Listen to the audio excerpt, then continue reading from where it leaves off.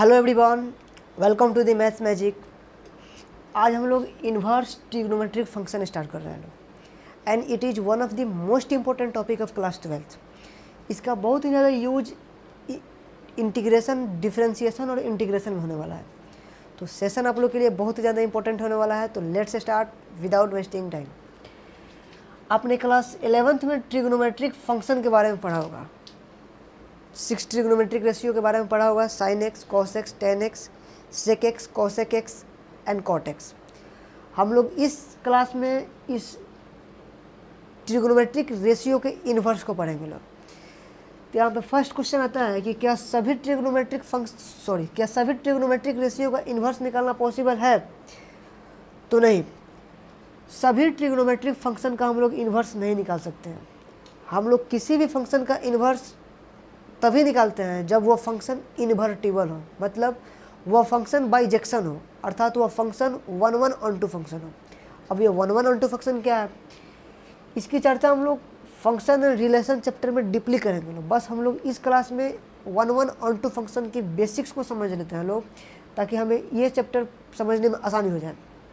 इसकी डीपली चर्चा हम लोग फंक्शन एंड रिलेशन चैप्टर में करेंगे लोग। तो 1-1 ऑन टू फंक्शन क्या है, सबसे पहले हम लोग फंक्शन की बेसिक्स को समझते हैं हम लोग। जैसे y बराबर एफ एक्स कोई आपको फंक्शन दिया हुआ है, y बराबर एफ एक्स एक फंक्शन है, मतलब y जो है x का फंक्शन है। जैसे कोई इक्वेशन दिया है y बराबर 2x + 3, एक इक्वेशन है y बराबर 2x + 3। जब मैंने इस इक्वेशन में x का वैल्यू 1 रखा, x का वैल्यू जब मैंने 1 रखा तो y का वैल्यू मुझे क्या मिला, 2 × 1 + 3 = 5। जब मैंने x का वैल्यू 2 रखा तो y बराबर क्या मिला, 2 × 2 + 3 = 7। जब मैंने x का वैल्यू 3 रखा तो y का वैल्यू क्या हुआ, 3 × 2 = 6 + 3 = 9। मतलब जब मैंने इस इक्वेशन में x का वैल्यू 1 रखा तो y का वैल्यू क्या मिला, 5 मिला। जब मैंने x का वैल्यू 2 रखा तो y का वैल्यू क्या मिला, 7 मिला। जब मैंने x का वैल्यू 3 रखा तो y का वैल्यू क्या मिला, 9 मिला। मतलब ये जो y का वैल्यू है ये x के वैल्यू पर डिपेंड कर रहा है। x के वैल्यू मैंने कुछ भी रखा, लेकिन जो y का वैल्यू आ रहा है ये x के वैल्यू पर डिपेंड कर रहा है। मतलब y जो है डिपेंडेंट वैल्यू है, ये y का वैल्यू x के वैल्यू पर डिपेंड कर रहा है। मतलब y जो है x का एक फंक्शन है। y क्या है, x का फंक्शन है। x क्या है, इनपुट है। जब मैंने x बराबर 1 रखा, जब मैंने इनपुट इसमें एक जब मैंने इसमें x बराबर 1 रखा तो आउटपुट क्या मिला, 5 मिला, रिजल्ट मेरा 5 मिला। जब मैंने इसमें 2 रखा इस इक्वेशन में तो y बराबर क्या मिला, 7 मिला, आउटपुट मेरा 7 मिला। मतलब हम कह सकते हैं कि y बराबर एफ एक्स में x क्या है, मेरा इनपुट है, और y मेरा क्या है, आउटपुट है। आ रहा है समझ में? y बराबर एफ एक्स एक फंक्शन में x क्या है, इनपुट है। मैंने x का वैल्यू 1 रखा तो y का वैल्यू 5 मिला, x का वैल्यू 2 रखा तो y का वैल्यू 7 मिला, x का वैल्यू 3 रखा तो y का वैल्यू 9 मिला। मतलब x मेरा इनपुट है और y क्या है, आउटपुट है। इनपुट को हम लोग फंक्शन में कहते हैं लोग प्री इमेज, और आउटपुट को कहते हैं लोग इमेज। इनपुट को हम लोग प्री इमेज कहते हैं लोग, आउटपुट को हम लोग इमेज कहते हैं लोग। प्री इमेज के सेट को हम लोग डोमेन कहते हैं लोग, domain, set of pre image. Pre image के सेट को हम लोग डोमेन कहते हैं लोग, और इमेज के सेट को हम लोग रेंज कहते हैं लोग। समझ में आ गई इतना बात? प्री इमेज के सेट को डोमेन कहते हैं लोग, इमेज के सेट को रेंज कहते हैं लोग। अब मैं इसको मिटाता हूँ।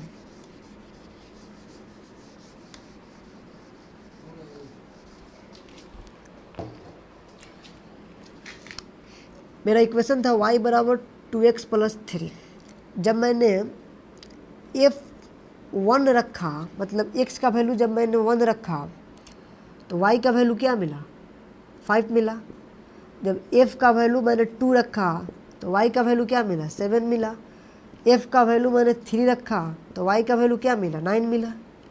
इस इक्वेशन से मतलब कि 1 मेरा इनपुट है, 5 क्या है, मेरा आउटपुट है। 2 मेरा इनपुट है, 7 क्या है आउटपुट है, 3 इनपुट है और 9 क्या है आउटपुट है। मतलब जब मैंने इसको सेट बनाया 1 5 2 7 3 9, ये 5 क्या है मेरा 1 का इमेज है, 5 क्या है रेंज है, आउटपुट मेरा निकला उसे इमेज कहते हैं और इमेज के सेट को रेंज कहते हैं लोग। तो 5 मेरा इमेज है किसका 1 का, 7 इमेज है किसका 2 का, 9 इमेज है किसका 3 का। इसको और अच्छा से समझने के लिए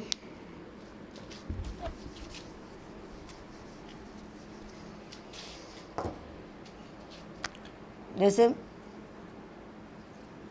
y बराबर एफ एक्स एक फंक्शन है, ये सेट ए है सेट बी है, एफ ए से बी एक फंक्शन है, सेट ए हो गया सेट बी हो गया।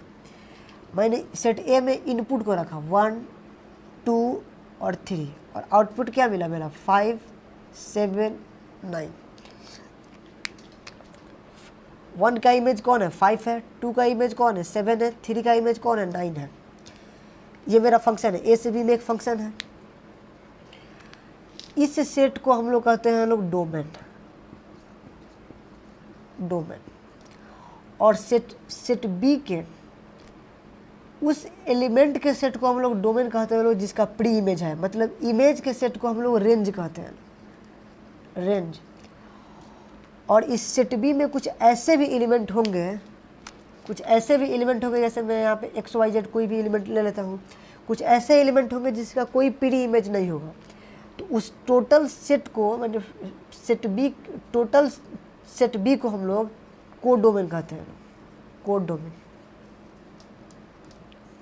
ठीक है, सेट ए को हम लोग डोमेन कहते हैं लोग, जो मैंने इनपुट डाला जो मेरा आउटपुट आया उसको रेंज, उसके सेट को इमेज के सेट को रेंज करते हैं लोग। और सेट बी के कुछ ऐसे भी एलिमेंट होंगे जिसका कोई प्री इमेज नहीं होगा, उसको हम लोग कोडोमेन कहते हैं लोग। उस पूरे सेट को हम लोग कोडोमेन कहते हैं लोग, मतलब ऐसा एलिमेंट को भी मिलाकर जिसका कोई प्री इमेज नहीं है।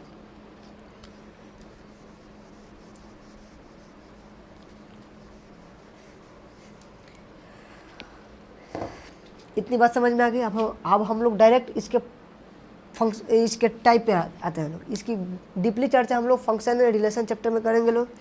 बस हम लोग को 1 और ऑन टू फंक्शन को समझने के लिए हम लोग इसके बेसिक्स को पढ़ रहे हैं लोग।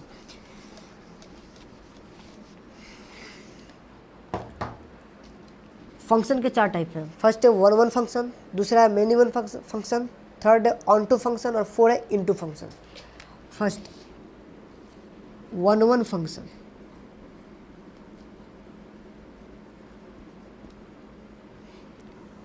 अब ये 1 फंक्शन क्या है? बस 1 फंक्शन कुछ नहीं है। जैसे मैंने एक सेट ए लिया, सेट बी लिया, set A set B, y बराबर एफ एक फंक्शन है जिसमें एफ ए से बी में एक फंक्शन है। इसमें कोई एलिमेंट ले लिया, जैसे ए बी सी, और इसमें 1 2 3 ले लिया।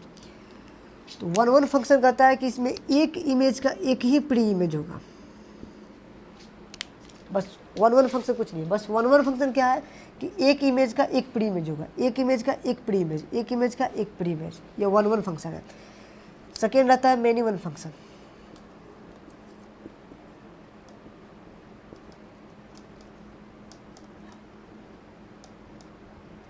मेनी वन फंक्शन क्या है? ये सेट ए हो गया, ये सेट बी हो गया, इसमें ए बी सी हो गया एलिमेंट, इसमें 1 2 3। मेनी वन फंक्शन कहता है कि इसमें एक इमेज के कई सारे प्री इमेजेस हो सकते हैं। 1 फंक्शन में क्या है कि एक इमेज का एक ही प्री इमेज है, एक इमेज का एक ही प्री इमेज है, एक इमेज का एक ही प्री इमेज है। लेकिन मेनी वन फंक्शन क्या कहता है कि एक इमेज के कई सारे प्री इमेजेस हो सकते हैं। जैसे मैंने ए का भी इमेज 1 है, बी का भी इमेज 1 है, सी का भी इमेज 1 है। मतलब 1 का कितने प्री इमेज है? ए बी सी 3 को प्री इमेज है। तो ये है आपका मेनी वन फंक्शन। थर्ड है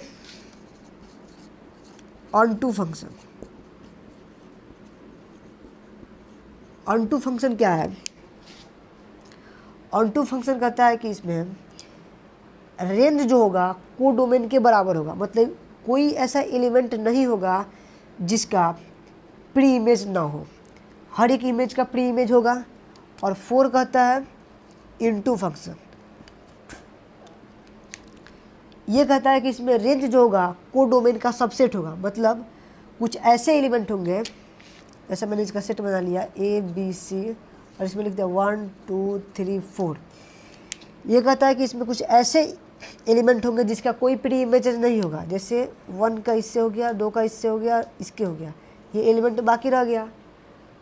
तो इनटू फंक्शन कहता है कुछ ऐसे इमेज होंगे जिसका कोई प्री इमेज नहीं होगा। मतलब इसमें जो रेंज होगा वह सबसेट होगा कोडोमेन का। और अनटू फंक्शन कहता है कि इसमें रेंज जो होगा वो बराबर होगा कोडोमेन का। मतलब कोई भी ऐसा एलिमेंट नहीं होगा जिसका प्री इमेज ना हो। इतनी बात क्लियर हो गई। अब हम लोग बस इसमें हम लोग क्या पढ़ा, 1 1 फंक्शन के बारे में पढ़ा, मेनी वन फंक्शन पढ़ा, अनटू फंक्शन पढ़ा और इनटू फंक्शन पढ़ा। इसकी डीपली चर्चा हम लोग जब फंक्शन रिलेशन चैप्टर पढ़ेंगे लोग, तो उसमें हम लोग बिल्कुल इसकी डीपली चर्चा करेंगे लोग, क्योंकि इसमें हमें पढ़ना है इन्वर्स ट्रिग्नोमेट्रिक फंक्शन। तो बस हम लोग बेसिक्स फंक्शन के कुछ बेसिक्स को समझेंगे, ठीक है। अब हम लोग डायरेक्ट अपने टॉपिक पे आते हैं ना। अब हमें ये समझ में आ गया कि हम उसी फंक्शन का इन्वर्स निकालते हैं जो फंक्शन 1 1 और ऑन टू फंक्शन होगा। जैसे y बराबर एफ एक्स, एक मैंने मान लिया कि ये 1 1 ऑन टू फंक्शन है, 1 1 1 1 ऑन टू फंक्शन है, ऑन टू फंक्शन है। जो फंक्शन 1 1 ऑन टू होगा उसका इन्वर्स निकालना पॉसिबल है।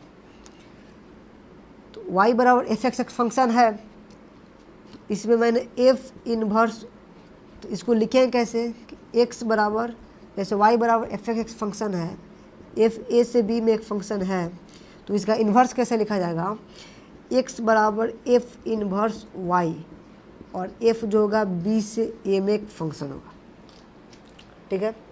इतनी बात समझ में आ गई। y बराबर F X 1 1 onto function है, f a से b में एक फंक्शन है, तो इसका इन्वर्स कैसे लिखा जाएगा, x बराबर f इन्वर्स y, और f b से a में एक फंक्शन होगा।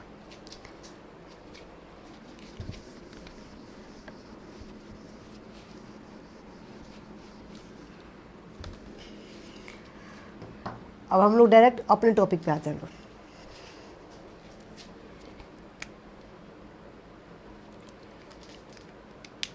अब हमें मालूम होगा कि किसी भी फंक्शन का इन्वर्स नहीं निकाल सकता। हम लोग उसी फंक्शन का इन्वर्स निकालेंगे लोग जो फंक्शन 1 1 और ऑन टू फंक्शन होगा।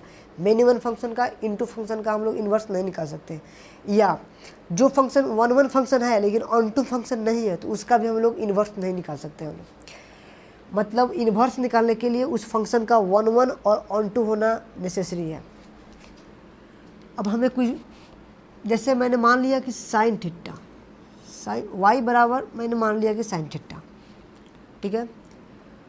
इसमें मैं थीटा का वैल्यू कुछ भी रखूँगा, कुछ भी x y z मैंने थीटा का वैल्यू कुछ भी रखा तो मुझे y का वैल्यू कुछ मिलेगा। मतलब साइन थीटा क्या है, साइन थीटा एक ऑपरेटर की तरह काम करेगा। जैसे मैंने थीटा बराबर π/2 रखा तो y का वैल्यू क्या मिला, साइन π/2 कितना होता है, साइन π/2 बराबर क्या होता है, 1 होता है। साइन 90 बराबर 1 होता है, तो y का वैल्यू क्या मिलेगा, 1 मिलेगा। जब मैं थीटा बराबर π/3 रखा तो y का वैल्यू क्या मिला, √3/2 मिला। जब मैं थीटा का वैल्यू π/4 रखा तो y बराबर क्या मिला, 1/√2। जब मैं थीटा का वैल्यू π/6 रखा तो y बराबर क्या मिला, 1/2। जब मैं थीटा का वैल्यू 0 रखा तो y बराबर क्या मिला, 0। मतलब क्या हुआ कि यह साइन थीटा एक ऑपरेटर की तरह काम कर रहा है। साइन थीटा जब मैंने साइन π/2 रखा तो वैल्यू क्या मिला, 1 मिला। मतलब ये साइन जो थीटा है ये एक ऑपरेटर की तरह काम कर रहा है, जिसमें π/2 क्या है, इनपुट है, और 1 क्या है, आउटपुट है। मैंने एक, ये साइन थीटा एक ऑपरेटर हो गया, एक मशीन हो गया। जब मैंने इसमें इनपुट कुछ डाला, π/2 डाला, तो आउटपुट क्या मिला, 1 मिला। जब मैंने इनपुट π/3 डाला थीटा के जगह पर तो मुझे आउटपुट क्या मिला, √3/2 मिला। जब इनपुट π/4 डाला तो आउटपुट क्या मिला, 1/√2 मिला। इनपुट π/6 डाला तो आउटपुट क्या मिला, 1/2 मिला। जब मैंने इनपुट 0 डाला तो रिजल्ट क्या मिला, मेरा 0 मिला। मतलब साइन थीटा एक ऑपरेटर की तरह काम कर रहा है। जब मैंने कुछ इसमें इनपुट डाल रहा हूँ तो मुझे आउटपुट मुझे रिजल्ट के रूप में कुछ वैल्यू दे रहा है, ठीक है। अब क्या साइन थीटा का इन्वर्स निकालना पॉसिबल है? अब यहाँ पे एक सेट लगा कर दे दिया है आप कि साइन थीटा और ये theta belongs to real number. क्या सभी रियल नंबर के लिए साइन थीटा का वैल्यू क्या सभी रियल नंबर के लिए साइन थीटा का इन्वर्स निकल सकता है? तो नहीं। जैसे मैंने थीटा बराबर पाई बाई अगर 6 रखा तो इसका वैल्यू क्या मिला? साइन पाई बाई 6 का वैल्यू क्या होता है? 1/2। जब मैं थीटा बराबर 5 पाई बाई 6 रखा तो साइन 5 पाई बाई 6 बराबर क्या होता है? इसका वैल्यू 1/2 होता है। कैसे? इसको हम लोग ब्रेक कर सकते हैं। Sine pi minus pi by 6, sine 180 minus theta क्या होता है? साइन थीटा होता है। Sine pi by 6, sine 180 minus theta किस क्वाड्रेंट में जाएगा? सेकेंड क्वाड्रेंट में। फर्स्ट क्वाड्रेंट में सभी ट्रिग्नोमेट्रिक रेशियो पॉजिटिव होता है। सेकेंड क्वाड्रेंट में साइन और कॉसेक पॉजिटिव होता है। थर्ड में टैन और कॉट पॉजिटिव होता है। और फोर्थ में कॉस और सेक पॉजिटिव होता है। तो साइन पाई माइनस थीटा मतलब सेकेंड क्वाड्रेंट में जाएगा। सेकेंड क्वाड्रेंट में साइन पॉजिटिव होता है। तो साइन पाई माइनस थीटा में क्या मिला? Sign theta. और साइन पाई बाई 6 का वैल्यू क्या होता है? 1/2। साइन थीटा बराबर जब मैंने पाई बाई 6 रखा तो इसका वैल्यू 1/2 मिला। थीटा बराबर 5/6 रखा तो इसका भी वैल्यू मुझे 1/2 मिला। एक और वैल्यू रखा देखते हैं। जब मैं थीटा बराबर 0 रखा तो साइन 0 क्या होता है? 0 होता है। और जब मैं थीटा बराबर पाई रखा तो साइन पाई क्या होता है? ये भी 0 होता है। जब मैं थीटा बराबर पाई बाई 6 रखा इसका वैल्यू 1/2 मिला। थीटा बराबर 5 पाई बाई 6 रखा इसका भी वैल्यू 1/2 मिला। मतलब जब मैंने इसका सेट बनाया ऐसे करके, यहाँ पे मैंने पाई बाई 6 रखा, यहाँ पे मैंने 5 पाई बाई 6 रखा, यहाँ पे मैंने 0 रखा और यहाँ पे मैं पाई रखा। पाई बाई 6 का वैल्यू मुझे 1/2 मिल रहा है। यहाँ पे 0 रख दिया और यहाँ पे कुछ 1/2 रख दिया। जब मैं पाई बाई 6 का वैल्यू थीटा का वैल्यू पाई बाई 6 रखा तो मुझे इनपुट क्या मिला? 1/2 मिला। 5 पाई बाई 6 रखा थीटा का वैल्यू तो इनपुट भी क्या मिला? 1/2 मिला। जब मैं थीटा बराबर 0 रखा तो आउटपुट क्या मिला? 0 मिला। थीटा बराबर पाई रखा तो आउटपुट क्या मिला? 0 मिला। मतलब यह कौन सा फंक्शन हुआ? मेन फंक्शन हो गया। पाई बाई 6 रखने पर भी इसका वैल्यू 1/2 आ रहा है। 5 पाई बाई 6 रखने पर भी इसका वैल्यू 1/2 आ रहा है। 0 रखने पर इसका वैल्यू 0 आ रहा है। पाई रखने पर भी इसका वैल्यू 0 आ रहा है। मतलब ये कौन सा फंक्शन हुआ? ये मेन इवन फंक्शन हुआ। क्या मेन इवन फंक्शन का इन्वर्स निकालना पॉसिबल है? नहीं। तो क्या साइन थीटा का इन्वर्स नहीं निकल सकता है? सभी रियल नंबर के लिए साइन थीटा का इन्वर्स नहीं निकल सकता है। अब हम इसमें कंडीशन लगाते हैं। कंडीशन क्या लगाते हैं कि इस थीटा को हम थीटा पे कंडीशन क्या लगा देते हैं? ये थीटा का वैल्यू पाई बाई 2 से बड़ा नहीं होगा और माइनस पाई बाई 2 से छोटा भी नहीं होगा। मैंने इस इनपुट को मतलब मैंने डोमेन को में कंडीशन लगा दिया। डोमेन में क्या कंडीशन लगा दिया कि इस थीटा का वैल्यू पाई बाई 2 से ना बड़ा होगा और ना माइनस पाई बाई 2 से ना छोटा होगा। इसके बराबर हो सकता है लेकिन ना इससे छोटा होगा ना इससे बड़ा होगा। इस कंडीशन लगा दिया। अब यह बन गया 1/1 फंक्शन। बट मैंने रेंज जो मेरा आया वाई इसको भी मैंने कंडीशन लगा दिया कि 1 से ना बड़ा होगा और ना -1 से छोटा होगा। मैंने इस एंगल को भी कंडीशन लगा दिया कि इस एंगल का वैल्यू पाई बाई 2 से ना बड़ा लेना है ना माइनस पाई बाई 2 से छोटा लेना है। और इस y का वैल्यू ना 1 से बड़ा लेना है ना -1 से छोटा लेना है। अब ये बन गया मेरा 1/1 फंक्शन, बाइजेक्शन फंक्शन। अब इसका इन्वर्स, अब ये हो गया इन्वर्टिबल और इसका इन्वर्स निकाला जाएगा। जैसे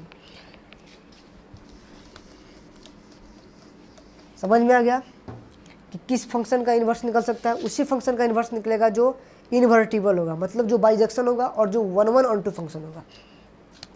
अब इसके डिफिनेशन को समझते हैं लोग। जैसे अगर if sine theta equal to 0 दिया हो, sine theta equal to x दिया हो, here theta belongs to pi by 2 से minus pi by 2 and x belongs to -1 से 1। थीटा का वैल्यू -π/2 से π/2 होगा और x का वैल्यू -1 से 1 के बीच में होगा। तो x बराबर हम लिख सकते हैं साइन इनवर्स थीटा। इसको क्या पढ़ेंगे? Sine inverse theta, sine inverse theta.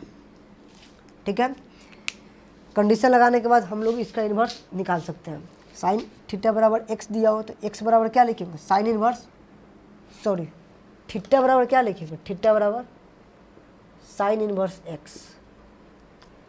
Theta बराबर लिखेंगे साइन इनवर्स x, जहाँ x क्या होगा?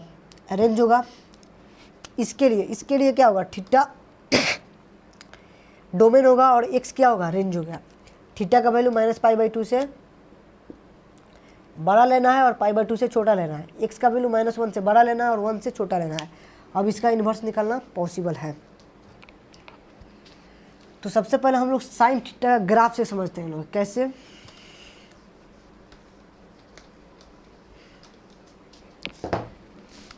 जैसे y बराबर साइन x मुझे एक फंक्शन दिया है, y बराबर fx, y बराबर fx, y बराबर साइन x मुझे एक फंक्शन दिया हुआ है।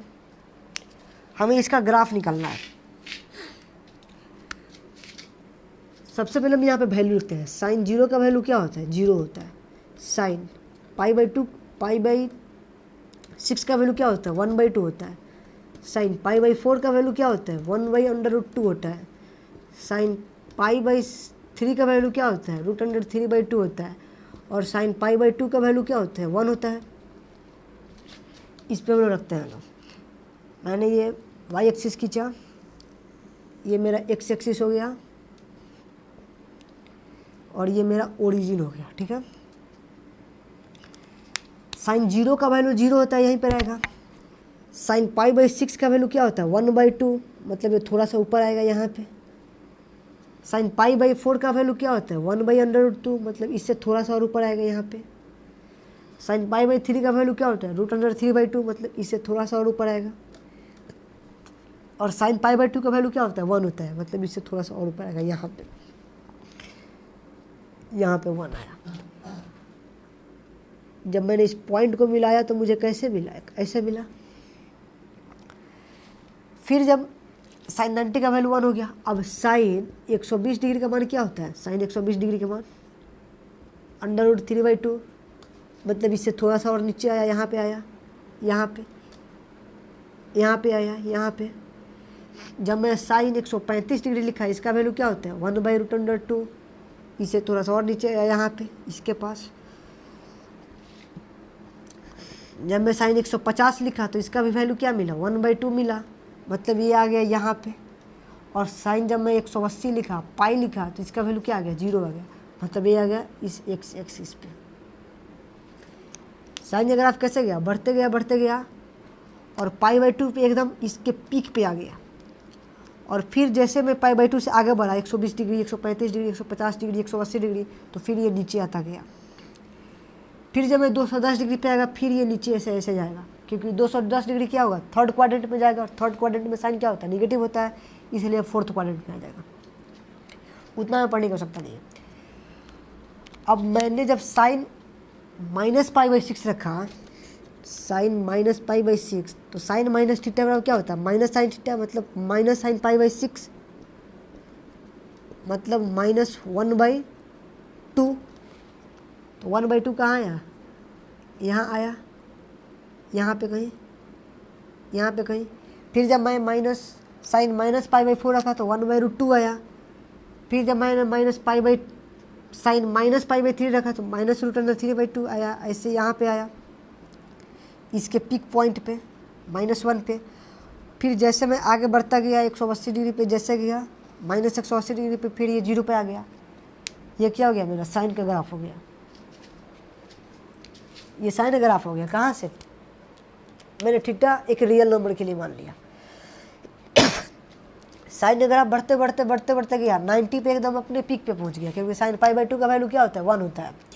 और फिर मैं जैसे 90 से आगे गया, जब 120 डिग्री एंगल लिया, 120 डिग्री लिया, तो उसका वैल्यू √3/2 आया। जब मैं साइन 135 डिग्री लिया तो उसका वैल्यू 1/√2 आया। साइन 150 डिग्री लिया तो उसका वैल्यू 1/2 आया। और जब मैं साइन -π/6 रखा तो उसका वैल्यू क्या आया, -1/2। मतलब ये थर्ड क्वाड्रेंट में है, नीचे बढ़ता गया। ये क्या हो गया, मेरा साइन का ग्राफ हो गया। साइन का ग्राफ बिल्कुल क्लियर है, कोई दिक्कत नहीं है। लेकिन हमें साइन y बराबर साइन x के ग्राफ से कोई मतलब नहीं है। हमें पढ़ना है y बराबर साइन इनवर्स x का ग्राफ। क्योंकि हम इस चैप्टर का नाम क्या है, इन्वर्स ट्रिग्नोमेट्रिक फंक्शन। हम लोग इसमें ट्रिग्नोमेट्रिक रेशियो को इन्वर्स को पढ़ रहे हैं लोग। तो हमें साइन x से मतलब नहीं है, मुझे साइन इनवर्स x से मतलब है। ये समझ में आ गया। अब इससे हम लोग साइन इनवर्स x निकालते हैं लोग। इसमें एक चीज़ समझते हैं लोग कि x क्या है। यहाँ पे x एक एंगल को रिप्रेजेंट कर रहा है और x क्या है, π/2 से लेकर के -π/2 से लेकर के π/2 के बीच में है, ठीक है। और y क्या है, एक रेंज को रिप्रेजेंट कर रहा है और y का वैल्यू क्या है, -1 से लेकर के 1 तक है। तो हम लोग इसको मिटा देते हैं लोग। हमें बस -π/2 से π/2 के बीच में रखना है। मैंने इसको मिटा दिया।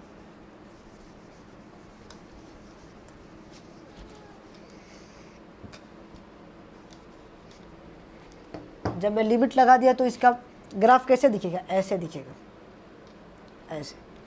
ये मेरा हो गया y बराबर साइन x का ग्राफ। लेकिन हमें पढ़ना है y बराबर साइन इनवर्स x का ग्राफ।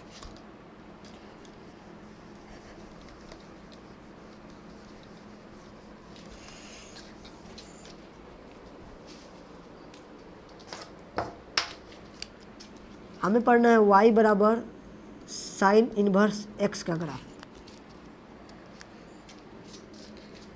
अब इसमें x क्या है, अब इसमें x जो है ये मेरा डोमेन है। और डोमेन कहाँ से कहाँ तक होगा, 1 से लेकर के -1 तक। साइन x, यहाँ पे एक छोटा सा चीज़ को समझते हैं लोग। साइन x क्या है, साइन x मेरा एक रेशियो को रिप्रेजेंट कर रहा है। लेकिन साइन इनवर्स x जो है ये मेरा एक एंगल को रिप्रेजेंट कर रहा है। इसमें साइन x में x जो है मेरा एक एंगल है, लेकिन साइन इनवर्स x में x जो है मेरा एक रेशियो है, ठीक है। तो इसमें x क्या है, मेरा रेशियो है। और पूरा साइन इनवर्स x क्या है, एक एंगल को रिप्रेजेंट कर रहा है। x क्या रखा मैंने, डोमेन कहाँ से कहाँ तक लिया, 1 से लेकर के -1 तक। और y का जो वैल्यू है मैंने π/2 से -π/2 से लेकर के π/2 रखा, ठीक है। अब हम लोग इसके ग्राफ को समझते हैं।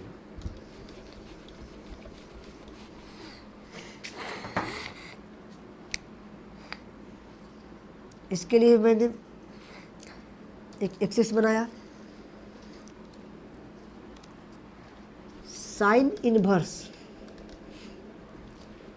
0 किस एंगल के लिए, किस एंगल के लिए साइन का रेशियो 0 होता है, तो 0 डिग्री के लिए। मतलब ये पॉइंट यहाँ पे रहेगा। आ रहा है बात समझ में, किस एंगल के लिए साइन का रेशियो 0 डिग्री होता है, तो 0 डिग्री के लिए 0 डिग्री होता है। और हमसे पूछा कि साइन इनवर्स 1/2, तो किस एंगल के लिए साइन का रेशियो 1/2 होता है, 30 के लिए। मतलब ये थोड़ा सा और ऊपर आया। मैंने माना कि π/6 यहाँ पे है, 1/2 ऐसे जाएगा, 1/2। फिर जैसे मैंने √1/√2 रखा तो ये थोड़ा सा ऐसे गया। फिर जैसे मैंने √3/2 रखा तो ये थोड़ा और ऊपर गया। और फिर जैसे मैंने π/2 रखा तो इसका वैल्यू क्या आ गया, मैक्सिमम आ गया। π/2 पर इसका वैल्यू 1 पे आ गया, पीक पे आ गया, ऐसे 1 पे। और फिर जब मैंने सेम ऐसा ही प्रोसेस इधर दोहराया तो इसका कैसे आ गया, ऐसे आ गया, ठीक है। जब मैं साइन इनवर्स 0 रखा तो 0 मिला, साइन इनवर्स 1/2 रखा तो π/6 मिला। जब मैं साइन इनवर्स 1/√2 रखा तो π/4 मिला। जब साइन इनवर्स √3/2 रखा तो क्या मिला, सॉरी हाँ ठीक है, π/4 रखा, π/3 मिला। जब मैंने साइन इनवर्स π/2 रखा तो क्या मिला, 1 मिला। फिर जब मैं साइन इनवर्स -1/2 रखा, साइन इनवर्स -1/2 रखा तो इसका वैल्यू मुझे क्या मिला, -π/6 मिला। नीचे आ गया -π/6, क्योंकि -π/6 यहाँ, -π/6 यहाँ पे होगा। जब मैं -1/√2 रखा यहाँ पे आया तो इसका वैल्यू मुझे यहाँ पे मिला थोड़ा सा और नीचे। ऐसे करते करते जब मैं साइन -π/2 रखा तो इसका वैल्यू मुझे -1 मिला। -1 मेरा यहाँ पे है और यहाँ पे -π/2 है। ये मेरा हो गया साइन इनवर्स x का ग्राफ। ये मेरा हो गया y बराबर साइन इनवर्स x का ग्राफ। जब मैं थोड़ा सा और आगे बढ़ाऊँगा, ये मेरा लिमिट कहाँ तक दिया है, y कंडीशन कहाँ तक दिया, -π/2 से +π/2। जब मैं और थोड़ा आगे बढ़ाऊँगा, जैसे मैं पाई लूँगा तो ये आकर के सीधे इस y एक्सिस पर कट करेगा और ये आकर के इस y डैश एक्सिस पर कट करेगा। ठीक है, इतनी बात समझ में आ गई। मैंने क्या पढ़ा, y बराबर साइन x का ग्राफ, y बराबर साइन इनवर्स x का ग्राफ। सबसे पहले हम लोग इसको चैप्टर को पढ़ेंगे लोग ऐसे। सबसे पहले हम लोग सभी ट्रिग्नोमेट्रिक रेशियो को, ग्राफ को पढ़ लेंगे लोग। उसके बाद हम लोग इसके एक एक करके प्रॉपर्टी को पढ़ेंगे लोग और क्वेश्चन करते जाएंगे लोग। सबसे पहले मैंने आज साइन इनवर्स x के बारे में पढ़ा है। अब साइन इनवर्स x के ग्राफ के बेसिस पर जितने सारे क्वेश्चन हैं, सबसे पहले हम लोग उस क्वेश्चन को कवर करेंगे लोग। उसके बाद फिर जब हम लोग 6 ट्रिग्नोमेट्रिक रेशियो के इन्वर्स को पढ़ लेंगे लोग, उसके बाद हम लोग उसकी एक एक करके प्रॉपर्टी को पढ़ेंगे लोग और फिर उसके क्वेश्चन को करेंगे लोग। हम लोग बिल्कुल बेसिक से लेकर के एडवांस लेवल तक पढ़ेंगे लोग। ठीक है, तो सबसे पहले हम लोग इसके ग्राफ के बेसिस पर जितने सारे क्वेश्चन बनने वाले हैं, हम लोग उस क्वेश्चन को कवर करते हैं। ठीक है,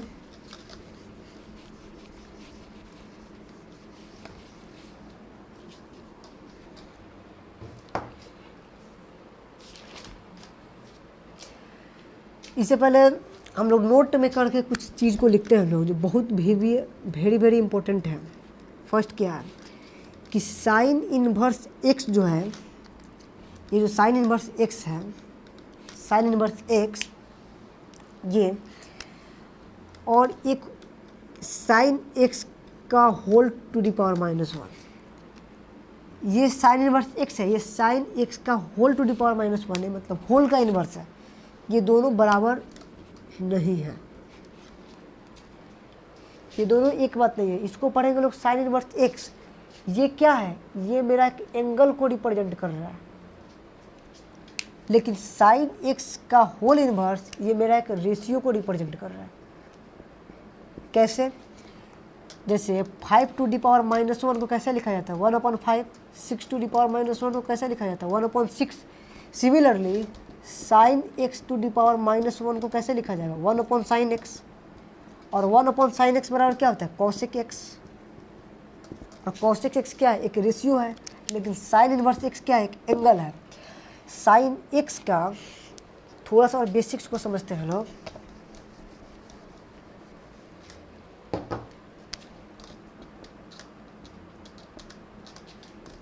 साइन x यह एक मेरा रेशियो है, रेशियो, लेकिन x जो है मेरा एक एंगल है। पूरा साइन x एक रेशियो है, रेशियो को रिप्रेजेंट कर रहा है, लेकिन x किसको रिप्रेजेंट कर रहा है, एंगल को।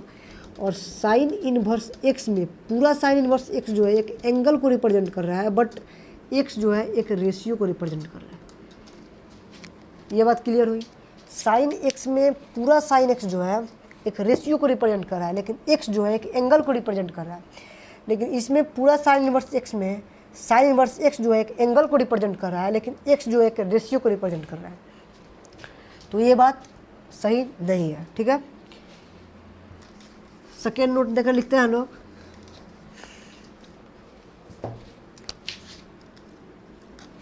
कि sine and sine inverse are increasing function. अब ये क्या बात हुई, इंक्रीजिंग फंक्शन। साइन और साइन इनवर्स x दोनों एक इंक्रीजिंग फंक्शन है। इंक्रीजिंग फंक्शन का मतलब क्या हुआ कि जैसे अगर दो एंगल दिया हो, एक थीटा एंगल दिया हो θ1 और दूसरा θ2 दिया हो, और θ2 जो बड़ा है θ1 से, इसका मतलब हुआ कि साइन का भी रेशियो, साइन θ1 का रेशियो जो होगा वो इसके समान होगा। जो एंगल बड़ा होगा उसके साइन का रेशियो बड़ा होगा, और जो एंगल छोटा होगा उसके साइन का रेशियो भी छोटा होगा।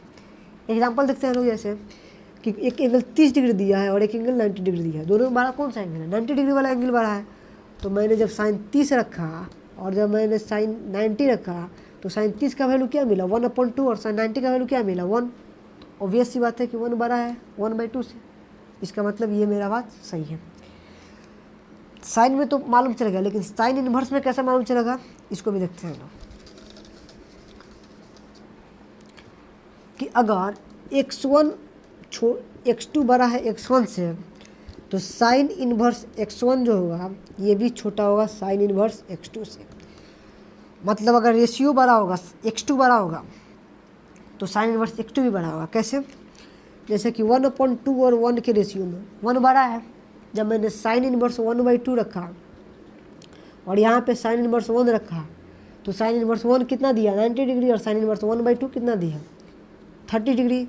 मतलब कौन बड़ा है, साइन इनवर्स 1 बड़ा है, मतलब x2 बड़ा है, तो साइन इनवर्स का x2 भी बड़ा है। मतलब साइन और साइन इनवर्स क्या है, एक इंक्रीजिंग फंक्शन। ठीक है,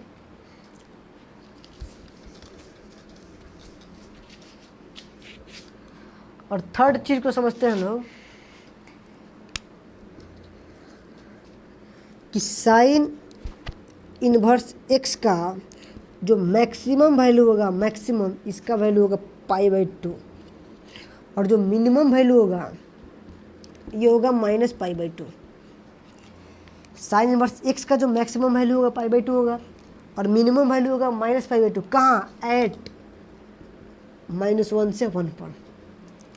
मिनिमम वैल्यू -1 पे साइन इनवर्स x का मिनिमम वैल्यू क्या होगा, -π/2, और साइन इनवर्स x का 1 पे मैक्सिमम वैल्यू क्या होगा, 1 π/2, मतलब 90 डिग्री। ठीक है, ये बात मेरा क्लियर हो गया कि साइन इनवर्स x बराबर नहीं है साइन x का होल टू दी पावर -1 के। साइन और sine inverse x are increasing function, मैंने प्रूफ करके देख लिया। थर्ड चीज़ क्या है कि साइन इनवर्स x का मैक्सिमम वैल्यू जो होगा π/2 होगा, और मिनिमम वैल्यू जो होगा -π/2 होगा। अगर आपसे कोई पूछ देगा कि साइन x का मैक्सिमम वैल्यू क्या होगा, तो 1 होगा, और मिनिमम 1 होगा। साइन x का मैक्सिमम वैल्यू 1 होगा, और साइन x का मिनिमम वैल्यू -1 होगा। कहाँ पे? π/2 पर, -π/2 पर। ठीक है, लेकिन हम लोग इसको छोड़ते हैं लोग, हम लोग अभी इन्वर्स पढ़ रहे हैं। ये बात क्लियर हो गई? ठीक है, अब हम लोग इसके डायरेक्ट क्वेश्चन पे आते हैं। हम लोग उसी क्वेश्चंस को पढ़ेंगे लोग जो ग्राफ बेसिस क्वेश्चन है। प्रॉपर्टी बेस्ड क्वेश्चन को हम लोग जब प्रॉपर्टी पढ़ लेंगे लोग, पूरे ट्रिग्नोमेट्रिक रेशियो का ग्राफ पढ़ लेंगे लोग, उसके बाद जब हम लोग प्रॉपर्टी पढ़ेंगे लोग, तो प्रॉपर्टी के बेस पे जो क्वेश्चन बनने वाले हैं उस क्वेश्चन को हम लोग कवर करेंगे। फर्स्ट क्वेश्चन क्या है कि फर्स्ट क्वेश्चन देता है कि कोई उसका प्रिंसिपल वैल्यू निकालने के लिए देगा। तो हम एक चीज़ क्यों नोट करते हैं कि साइन इनवर्स का प्रिंसिपल वैल्यू जो होता है वो -π/2 से लेकर के π/2 के बीच में होता है। ठीक है, साइन इनवर्स का प्रिंसिपल वैल्यू -π/2 से π/2 के बीच में होगा। क्या? Principal value, principal value. ठीक है, तो क्वेश्चन नंबर 1 में कहता है कि find the principal value of given function. क्या है? 1 नंबर क्या है कि साइन इनवर्स 1/√2, और सेकेंड क्या है कि साइन इनवर्स √3/2 माइनस में। ठीक है,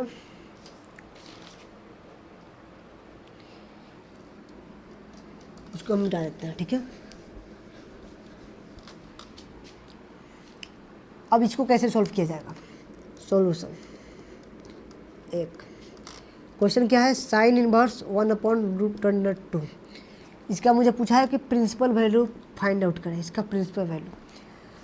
कोई बात नहीं है, मुझे फार्मूला मालूम है क्या कि साइन थीटा बराबर क्या होता है, x होता है। तो इसको साइन इनवर्स x बराबर क्या लिखा जा सकता है, थीटा लिखा जा सकता है, मैंने पढ़ा है डिफिनीशन में। तो मैं साइन इनवर्स x के जगह पर क्या साइन इनवर्स 1/√2 लिख सकता हूँ। 1/√2 बराबर थीटा। अब इसको हम कैसे लिख सकते हैं? ऐसे लिख सकते हैं, मतलब 1/√2 बराबर क्या लिख सकते हैं, साइन थीटा लिख सकते हैं। अब साइन थीटा के किस वैल्यू के लिए साइन का रेशियो 1/√2 आता है? तो 145 डिग्री के लिए, π/4 के लिए। आंसर क्या मिला? π/4। अब हम चेक करें क्या π/4 मेरा प्रिंसिपल वैल्यू है। साइन का प्रिंसिपल वैल्यू किसके किसके बीच में आता है? -π/2 से π/2 के बीच में आता है इसका प्रिंसिपल वैल्यू। तो थीटा क्या मेरा आया? π/4। इसका मतलब -π/2 से π/2 के बीच में आ रहा है कि नहीं π/4। इसका मतलब मेरा प्रिंसिपल वैल्यू सही है।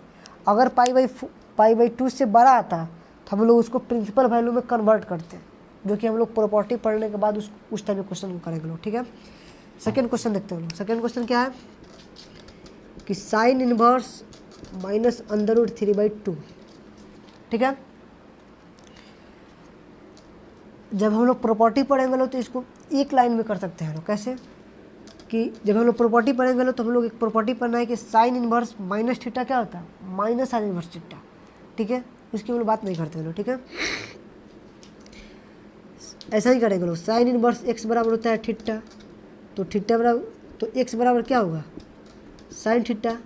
इसका मतलब x क्या है, √3/2 बराबर क्या होगा, साइन थीटा। तो थीटा बराबर क्या होगा, साइन थीटा। थीटा के किस मान के लिए साइन का वैल्यू √3/2 होता है, 60 के लिए π/3। ये मेरा क्लियर हो गया, गॉट इट। अब हम लोग इसके सेकंड क्वेश्चन पे आते हैं।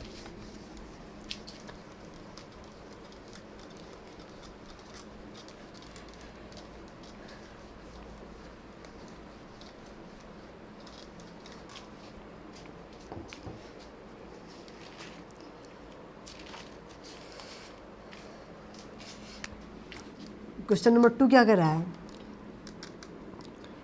कि मुझे एक ऐसा इक्वेशन बना कर दिया है कि साइन इनवर्स कॉस फिर साइन इनवर्स -√3/2 दिया है और मुझे पूछा है कि इसका वैल्यू क्या होगा। क्वेश्चन क्या है कि साइन इनवर्स फिर ब्रैकेट दिया है कॉस साइन इनवर्स -√3/2 और इसका मुझे वैल्यू पूछा है कि इसका find the value of this function, ठीक है।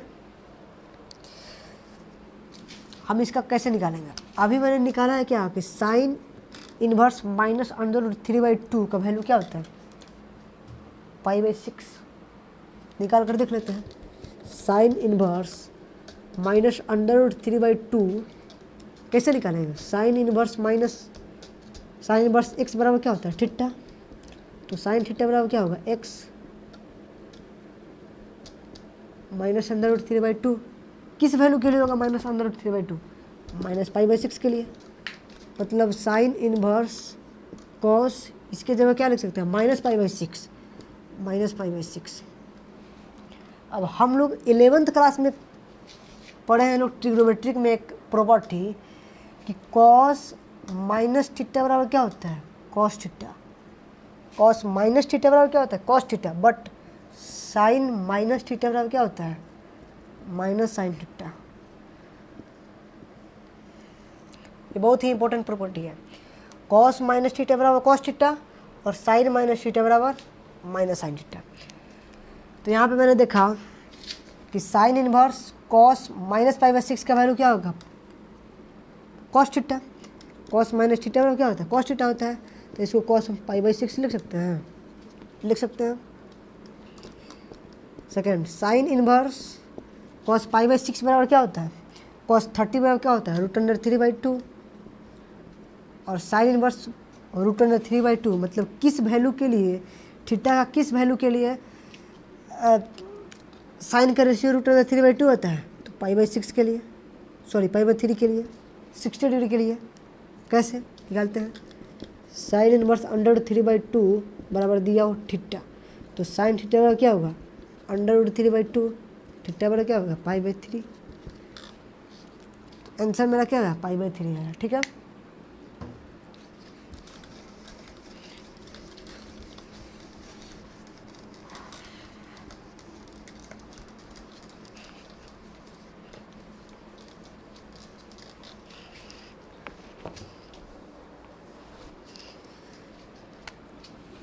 इसी में क्वेश्चन नंबर बी है कि साइन इनवर्स tan 5π/4 इसका भी मुझे वैल्यू फाइंड आउट करना है, ठीक है। साइन इनवर्स tan 5π/4 इसका मुझे वैल्यू फाइंड आउट करना है। कैसे निकालेंगे, tan 5/4 का वैल्यू कैसे होता है, आपने अगर क्लास 11th का ट्रिग्नोमेट्रिक फंक्शन पढ़ा होगा तो इसका वैल्यू 1 मिनट में निकल सकते हैं। कैसे कि tan 5 π/4। मुझे इसको ब्रेक करने नहीं आ रहा है, लेकिन हमें तो पाई का वैल्यू मालूम है, पाई बराबर 180 डिग्री होता है। मैं वैसे ब्रेक करूँगा, 5 × 180 / 4। इसको ऐसे ही ब्रेक किया जा सकता है, tan pi plus π/4 sine 180 plus theta, ऐसे ही ब्रेक कर सकते हैं। लेकिन हम इसको डायरेक्ट 180 का वैल्यू रखते हैं। इसको कराएंगे क्या मेरा 45 डिग्री, मतलब tan 135 डिग्री। tan 135 डिग्री का किस क्वाड्रेंट में जाएगा, सेकेंड क्वाड्रेंट में। और सेकेंड क्वाड्रेंट में tan क्या होता है, निगेटिव होता है। फर्स्ट क्वाड्रेंट में सभी ट्रिग्नोमेट्रिक रेशियो पॉजिटिव होता है, लेकिन सेकंड में बस साइन और कॉस सेक। थर्ड में कॉट और tan पॉजिटिव होता है, फोर्थ में कॉस और सेक पॉजिटिव होता है, और फर्स्ट में सभी ट्रिग्नोमेट्रिक रेशियो पॉजिटिव होता है। ठीक है, तो tan जाएगा सेकंड क्वाड्रेंट में, tan 135 डिग्री जाएगा सेकंड क्वाड्रेंट में। इसका मतलब इसका वैल्यू क्या होगा, निगेटिव होगा। tan 135 डिग्री का वैल्यू क्या होता है, -1।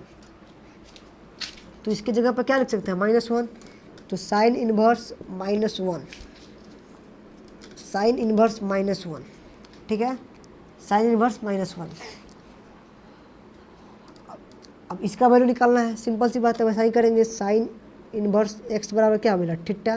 तो साइन थीटा बराबर क्या मिलेगा, x बराबर क्या दिए, -1। तो थीटा के किस वैल्यू के लिए साइन का रेशियो -1 होगा, तो -π/2 के लिए।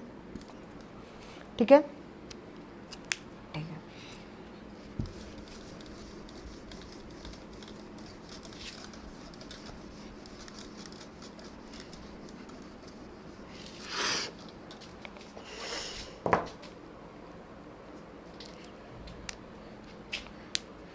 एक क्वेश्चन और है जो हम आपको होमवर्क दे रहे हैं। Sine inverse 1/2 - 2 sine inverse 1/√2। ये क्या है, HW है। इसका आंसर आप लोग कमेंट सेक्शन में जरूर कीजिएगा।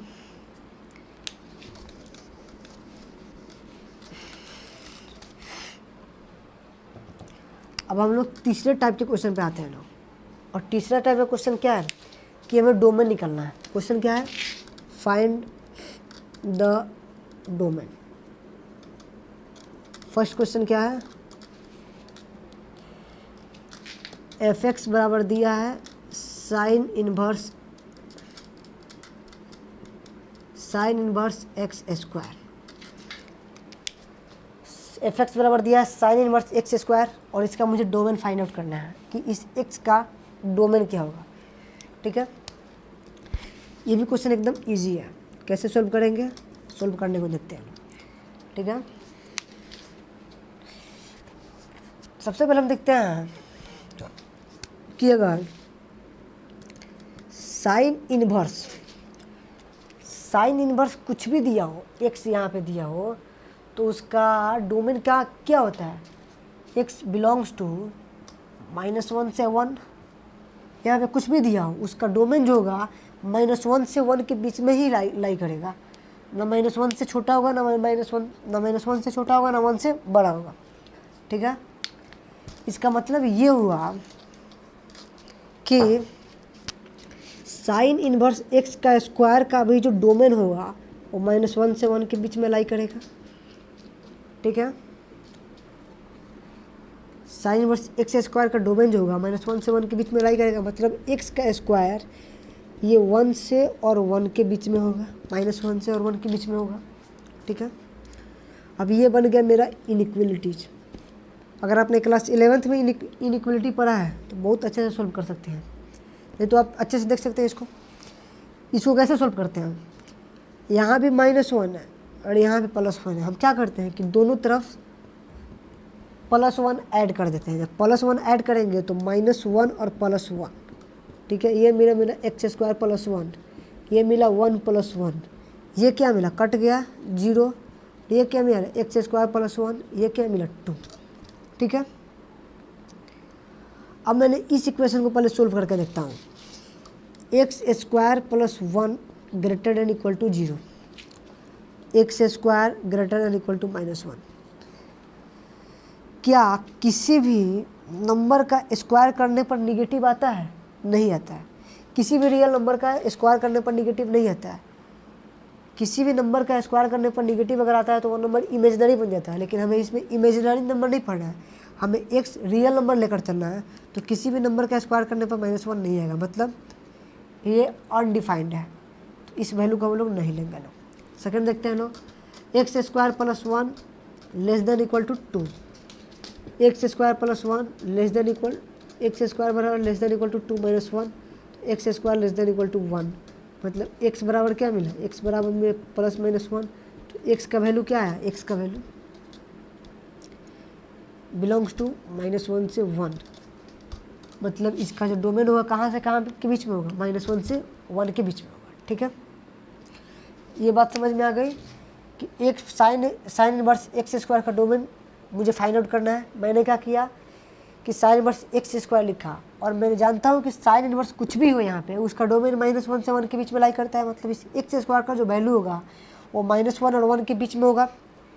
मैंने इस इक्वेशन को लिख दिया, फिर मैंने इस इक्वेशन में +1 ऐड किया दोनों तरफ, तो यहाँ पे 0 मिला, यहाँ पे एक्स स्क्वायर +1 मिला, यहाँ पे 2 मिला।